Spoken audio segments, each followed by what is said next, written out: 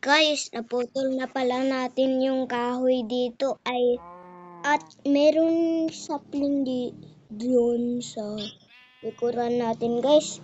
Tara, kuhanin natin yun at kuhanin na natin itong 1 block para mas paligpit talaga. Mukhang mahaba na, mukhang hindi na to mahaba. Ay, hindi natin ito mahaba, guys.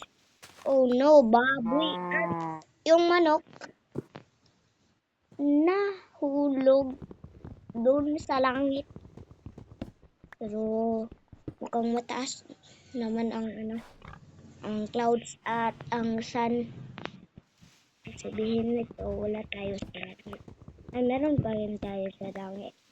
Hindi tayo baka pabalik sa labas. Ay, doon. Uy! Merong anak yun sopa. Ano natin mapapaglat. Pero, kailangan natin yan.